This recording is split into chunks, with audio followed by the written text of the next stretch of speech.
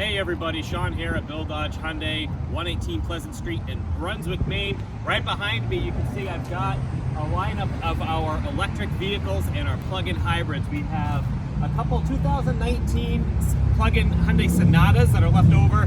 We have an amazing lease deal going, $189 a month on that. Give us a call, ask us for more information. We also have the very popular Hyundai Kona electric vehicle, the Hyundai Kona EV right here.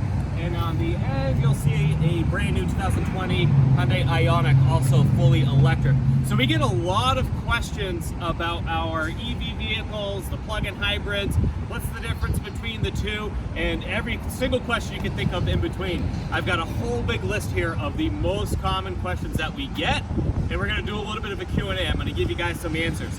So one of the biggest questions we get is, what is the benefit to a hybrid versus a plug-in hybrid? So hybrids, they have a stellar gas mileage and are better for the environment, which of course is great, than your standard gasoline engine, all right? And that's gonna be better for Mainers that have larger commutes. So here's the thing, the infrastructure in Maine, especially up in northern Maine, it's not really built to support a ton of all-electric traffic because there's a lot of distances between public charging ports and things of that nature. So your plug-in hybrid, it's going to be great for your Maine commuter who's got longer distances. And you know, you're gonna feel like you're still supporting the environment, but you're gonna have that sense of security because you do have the gas backup to make sure you get to where you got to be. So that's the big difference there. Now you can see behind me, all right, we have a level 2 charging port here. So this is going to be what you plug your hybrid or your electric vehicle rather into charge.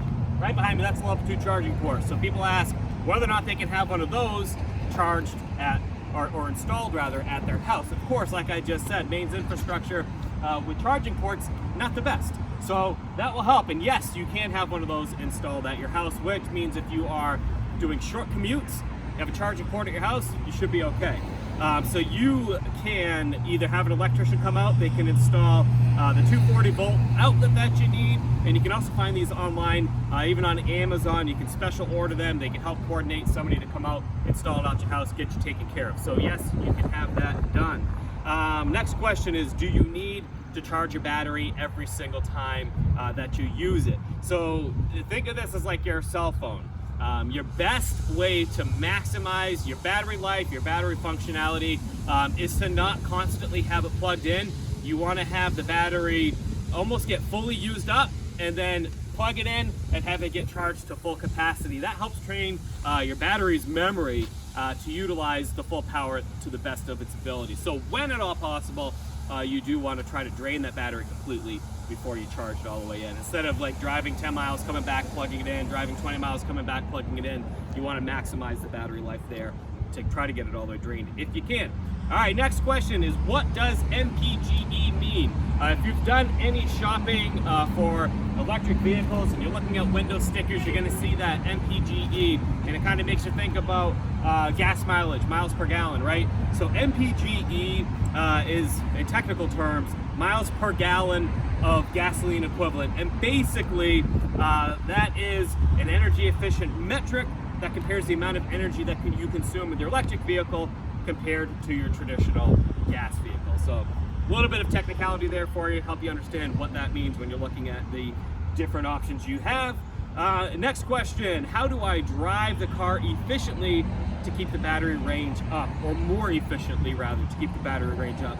And a lot of this you can do inside, just like when you're trying to save your gas, right? You can, how you handle your climate control inside, as well as using the it's a tongue twister, regenerative braking paddles, all right? So when you press on the brake, it actually helps charge your battery a little bit there. So a couple of things you can do there. And of course, there's a ton more information out there. These are just kind of the quick hits for you.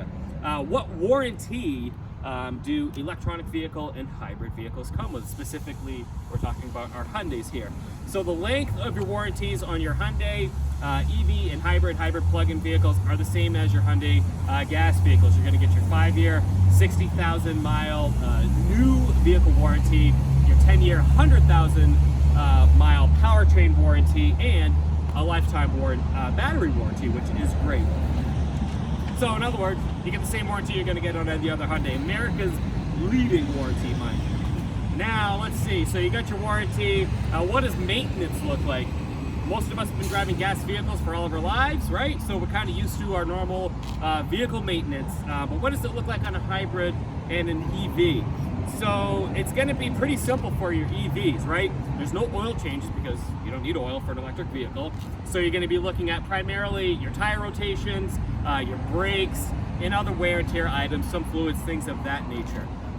Nothing extensive, nothing that's going to be super costly, pretty straightforward.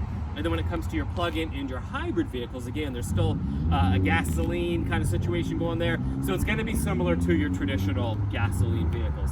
So nothing to be scared of by any means. If anything, it's a little bit simpler. So pretty cool there. All right, now with Hyundai, you'll hear a lot now, especially with all of their new offers coming out, about complimentary maintenance. And what does that look like for an all-electric Hyundai? All right, so again, where you're cutting out your oil changes and a lot of the other maintenance that's going to be involved, really all that's going to hit is your tire rotations, but hey, that's a big help. So you're going to get your tire rotations with your all-electric Hyundai complimentary maintenance. Now, we're going to get a little bit down to some of the new rebates and incentives out there, some of which is based by Maine, efficiency rebates. So a lot of questions about that, all right? We're going to try to keep it simple here for you. What is the efficiency Maine rebate on EV and hybrid vehicles currently? So, efficiency Maine rebates, you're getting $1,000 towards a plug-in hybrid, and you're getting $2,000 towards an EV. Again, we've got EV options here. You got your Kona, we got the Ioniq, and then the hybrid, we have the plug-in option as well. So, different rebates: $1,000 for the plug-in hybrids, $2,000 for your electronic vehicles. And how does the tax credit work? So this is the other side of the equation here. How does your tax credit work? Because you do have federal tax credits when you purchase or lease a electronic or hybrid plug-in. So on an electric vehicle, the tax credit is going to come off the bottom line of your taxes for the following year from when you purchase your electronic vehicle. So if you were to buy this Hyundai Kona EV, all right, you would get your tax credit for the following year when you do your taxes. How does it work when leasing? So a little bit different between purchasing and leasing. So if you were to lease this Kona instead of purchase it, the tax credit will come off the price of the car when you start your lease, which means you're going to get yourself a lower lease payment. Pretty cool, something amazing to take advantage of. And I'll just go out there and say it. Leasing an electronic vehicle right now with the efficiency Maine and your tax credits and all that, leasing is really in your favor, so you definitely want to look into that. And again, call us with any questions. We're happy to help. 207-854-3200. Just drop that number in there. Let's see. Next question. How many miles of charge do you lose in the winter during the cold months? So good question. Obviously relates to us here in Maine. There is no perfect science to this, but the best number we can throw out there is you're looking at, in the frigid months, you're going to lose about 50 miles of your total range. So something, again, to keep in mind when it comes to your electronic vehicle and how you charge, planning your trips and all that. You're going to lose about 50 miles during the frigid months per charge full range. And then the natural next question is Hyundai coming up with a solution for that battery loss in the winter? And the answer is yes, they are. And they're coming out with a battery warmer that's going to help here, and this will ensure that your battery stays at a specific temperature while charging, and while driving it will warm up when you turn the car on to make sure that it's not wasting battery power to keep the battery warm. So there are technological advances coming for that, so something cool to keep in mind. And we're going to switch gears a little bit here, how is the acceleration for an all-electric vehicle? You know, there's kind of that thought when they're first kind of starting to shop around or think about potentially getting an electric vehicle, where they think maybe they won't have the full acceleration or the full power. But at the end of the day, since your electronic vehicle is not going to have gears and whatnot inside of it, like your traditional gas vehicle, this means that the electronic vehicle is going to respond basically instantaneously and will be extremely responsive. So you're going to be pretty impressed by the capabilities there when it comes to accelerating with your all-electric vehicle. All right, we are hammering through. And again, these are the types of questions we get on a daily basis. So we figured let's compile it all together in one video, make it easy for people, right? All right, so again, another kind of technical question is, can you jump start your all-electric vehicle, and will you ever have the need to do that? And the answer is that yes, you can. And just like any other vehicle, you know, you're gonna do something like you might leave your lights on, you might leave the door open, which could leave a light on inside. There's so many things that can happen. People forget to drain your battery. You wake up in the morning and uh-oh, my battery's dead. And the answer is yes. So mind at ease, you can definitely jumpstart with normal jumper cables your electric vehicle. So do not stress that. Here we go. Next question. Can I drive using only electric battery in a plug-in hybrid? Again, your plug-in hybrid is going to be able to be plugged in just like an electronic vehicle to charge the battery, but it also has the gas component. So do you have the option to save gas by not using gas at all? And the answer right there as well is yes. So again, keep in mind that on your longer trips, you're going to end up using some gas. But if you are doing a super short trip in the city just to go pick up some groceries, head back home, yes, you can do that. You can use the electric only. Pretty straightforward. How far can you go? All right, we're going to switch gears a little bit here. We're going to talk more vehicle specific. So we're going to start off down here. We've got the 2020 Hyundai Ioniq. Beautiful car, beautiful color. Again, 1,100%, 1,000% either way, electric vehicle here, all right? So how far can you go on this beauty? What's the range like? So when this is fully charged, again, electric only, 100% electric. When that's fully charged, you're getting 170 miles of driving range. Pretty cool, not too shabby, right? What's the range on an all-electric Kona? So we're gonna walk over here a little bit. You've got the, again, super popular Kona EV right here. What's the range on this? This is going to get you 258 miles. Again, these are rough. These are not 100% of the time. It's not going to be exactly 258 or exactly 170, but that's your typical average of what you're going to be getting. So 258 miles on a fully charged battery on the 100% electric Hyundai Kona. Pretty cool, right? How long does it take a Kona EV to charge? So you hear this will get you 258 miles for a range. How long is it going to take to charge it up?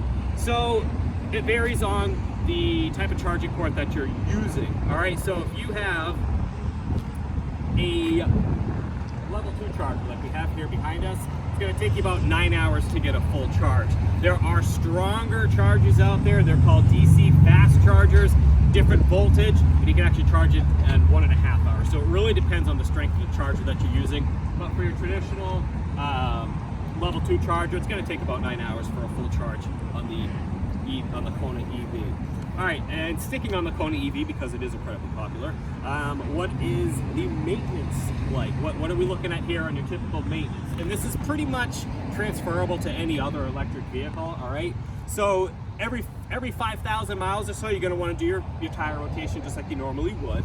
And then literally it's basically every other 5,000 miles that you're gonna wanna also throw in your typical factory maintenance. So in addition to the tire rotation, they're gonna check your brakes, your cooling system, your brake fluid, your discs, just your normal factory maintenance checkup. So that's pretty much what you're looking at. It's pretty straightforward. What's the safety rating on the Kona EV? You got your electric EV, all right? You got great gas mileage, not gas mileage, but electric range on this, right? What's the safety rating? It's a 5-star safety rating. That's pretty cool, right? That's awesome. So that's incredibly high. It's one of the most popular vehicles out there right now, and it has an amazing safety 5-star safety rating. So you can't beat that. How many trim levels on the Kona? So you're going to have 3 trim levels, which means you have different options, different price points, which again is great because you get to kind of find the perfect fit for you. So you got your select, you have your limited, you have your ultimate. You got a couple different trim packages to pick from. Pretty cool. Another question on the Kona EV, because we get them all the time, is the Kona EV all-wheel drive. So the normal Kona, that's one of the amazing things about it, is that it's all-wheel drive. The electronic, 100% electronic, it is front-wheel drive, not all-wheel drive, so we just want to make sure that we get that specified out there to you all.